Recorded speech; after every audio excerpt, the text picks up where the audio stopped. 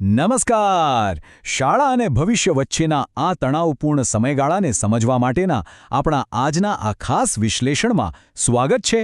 અત્યાર સુધીની આપણી સફર ખરેખર રોમાંચક રહી છે, ખરું ને? આજે આપણે સીધા જ આપણા ત્રીજા અને સૌથી મહત્વના પડાવ એટલે કે તબક્કો 3 લોન્ચપેડમાં પ્રવેશ કરી રહ્યા છીએ. આ એક એવો તબક્કો છે જ્યાં આપણું સંપૂર્ણ ધ્યાન માત્ર કાગળ પર બનાવેલી યોજનાઓ પર જ નહીં, પરંતુ તેના નક્કર અમલીકરણ અને ભાવનાત્મક મજબૂતી પર કેન્દ્રિત હશે. ટૂંકમાં કહીએ તો હવે વાતો ઓછી અને એક્શન વધારે. આગળ વધીએ તે પહેલાં જરા જોઈ લઈએ કે આપણે ક્યાંથી ક્યાં પહોંચ્યા છીએ. તબક્કા 1માં આપણે ગભરાહટને દૂર કરી, તબક્કા 2માં જરૂરી સાધનો ભેગા કર્યા અને હવે આ ત્રીજો તબક્કો એટલે લોન્ચપેડ. અહીંથી આપણે વાસ્તવિક દુનિયામાં છલાંગ લગાવવાની છે. અને હા, આ છલાંગ મારતી વખતે કેટલીક અણધારી મુશ્કેલીઓ તો આવવાની છે, જેને કેવી રીતે પાર કરવી તે આજે આપણે શીખીશું. તો ચાલો આજના સૌથી સળગતા પ્રશ્ન પર સીધી જ વાત કરીએ. હાર માન્યા વિના અસ્વીકાર એટલે કે રિજેક્શન પત્રનો સામનો કેવી રીતે કરવો? આ એક એવો સવાલ છે જે ગમે તેવા હોશિયાર વિદ્યાર્થીઓ કે નોકરી શોધનારાઓના મનમાં ડર પેદા કરી દે છે. આટલી મહેનત પછી જ્યારે કોઈ અરજી નકારવામાં આવે છે ત્યારે મોટાભાગના લોકો બસ ત્યાં જ હાર માની લે છે. પણ આપણે એવું નથી કરવાનું. જરા આ દ્રશ્યની કલ્પના કરો. એક વિદ્યાર્થી પોતાના રૂમમાં બેઠો છે. સ્ક્રીન પર પોતાના ડ્રીમ કોલેજ કે ડ્રીમ ઇન્ટર્નશિપ તરફથી આવેલો રિજેક્શનનો ઈમેલ વાંચી રહ્યો છે. બરાબર એ જ ક્ષણે પેટમાં જાણે કોઈએ મોટો પથ્થર મૂકી દીધો હોય એવું ભારેપણું અનુભવાય છે. આ એકદમ વાસ્તવિક છે. મગજ જાણે શૂન્ય થઈ જાય છે અને એવું જ લાગે છે કે આ એક ઈમેલ આખા ભવિષ્યનો નિર્ણય કરી લેશે. તે સમયે અનુભવાતી એ ભારે કચડી નાખનારી ચિંતાને સ્વીકારવી ખૂબ જ જરૂરી છે. એ લાગણી એકદમ સાચી હોય છે, પણ વાસ્તવિકતા ખરેખર કંઈક અલગ જ છે. અહીં લખેલું છે તેમ એવું લાગે છે કે આ એક ફોર્મ આખા જીવનનો નિર્ણય કરે છે, પણ એવું નથી હોતું. કાગળનો એક ટુકડો કે સ્ક્રીન પરનો એક નાનકડો શબ્દ કોઈની પણ આખી જિંદગીની દિશા ક્યારેય નક્કી કરી શકે જ નહીં. અહીંથી જ રિફ્રેમિંગ નામનો એક અત્યંત શક્તિશાળી મનોવૈજ્ઞાનિક ખ્યાલ કામમાં આવે છે. જો એકદમ સરળ ભાષામાં કહીએ તો રિફ્રેમિંગ એટલે પરિસ્થિતિને જોવાનો આપણો દૃષ્ટિકોણ જ બદલી નાખવો.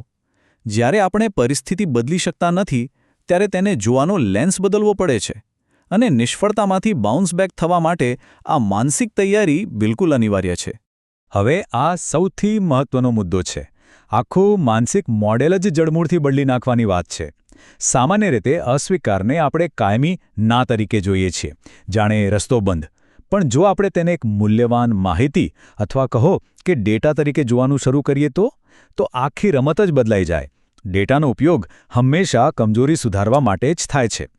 આ નવા ડેટાને રસ્તામાં ઊભેલી કોઈ મોટી દિવાલ તરીકે ન જુઓ, પણ તેને એક નેવિગેશનલ રીડિંગ તરીકે વિચારો.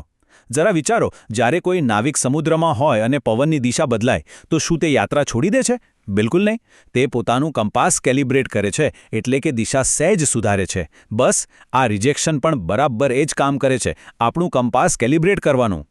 હવે આ વસ્તુને પ્રેક્ટિકલ કેવી રીતે બનાવવી, એના માટે આ 3 ચોક્કસ પ્રક્રિયામાંથી પસાર થવું પડે. પહેલું, એ ભાવનાત્મક પીડાને દબાવવાને બદલે તેને પૂરેપૂરી અનુભવો.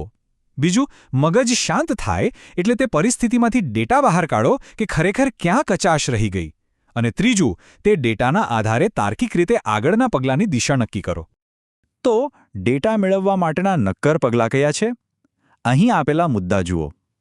ઉદાહરણ તરીકે, કોઈ કોલેજના એડમિશન ઓફિસરને એક નાનકડો, નમ્ર ઈમેલ કરીને ફીડબેક માંગવો એ ખરેખર એક ગેમ ચેન્જર પગલું સાબિત થઈ શકે છે. આ માત્ર એક નાનકડું કાર્ય અરજદારને અસ્વીકારના પીડિતમાંથી એક સક્રિય ડેટા કલેક્ટર બનાવી દે છે. પોતાની જ અરજીને કોઈ ત્રાહિત વ્યક્તિની નજરે તપાસવી એ જ વાસ્તવિક વિકાસ છે. આજના આ વિશ્લેષણની આ એક કડવી છતાં સૌથી પ્રેરણાદાયક સચ્ચાઈ છે. અસ્વીકાર એ ના નથી, તે ડેટા છે. આપણા હાથમાંથી છીનવાઈ ગયેલી દરેક તક ભવિષ્યની મોટી સફળતા માટેનું માત્ર એક સાધન છે. જ્યારે આપણે અસ્વીકારને ડેટા ગણીએ છીએ ત્યારે તે કોઈ વ્યક્તિગત હાર નથી રહેતી. તે માત્ર એક પ્રોસેસ બની જાય છે. અને આ જ કારણ છે કે આપણે સૌએ એ સ્વીકારવું પડશે કે કોઈ પણ મોટી સફળતા, કારકિર્દી અથવા શૈક્ષણિક યાત્રા ક્યારેય સીધી રેખામાં હોતી જ નથી. તે કોઈ ફિલ્મની જેમ સીધી અને સરળ નથી હોતી. વાસ્તવમાં તે સતત સુધારાઓ અને ફેરફારો પર બનેલી એક વાંકીચૂકી રેખા એટલે કે ઝિગઝેગ હોય છે. જરૂર પડીએ રસ્તો બદલવો એ હાર નથી, પણ એ બુદ્ધિમાનીની નિશાની છે. હવે ધારો કે આ બધી જ મહેનત અને સુધારેલા પ્રયત્નો રંગ લાવ્યા અને એ ડ્રીમ કોલેજ કે કંપનીમાં સિલેક્શન થઈ ગયું. પણ અહીં એક નવો અને એટલો જ ડરાવણો પ્રશ્ન ઊભો થાય છે. સપનાની કોલેજ અથવા ઇન્ટર્નશીપના એ પહેલા જ દિવસે વાસ્તવમાં શું કરવું જોઈએ? આ પ્રશ્ન એકદમ રસપ્રદ છે, ખરું ને? આ પ્રશ્નનો જવાબ આપણને આપણા આગામી વિશ્લેષણ તરફ દોરી જાય છે.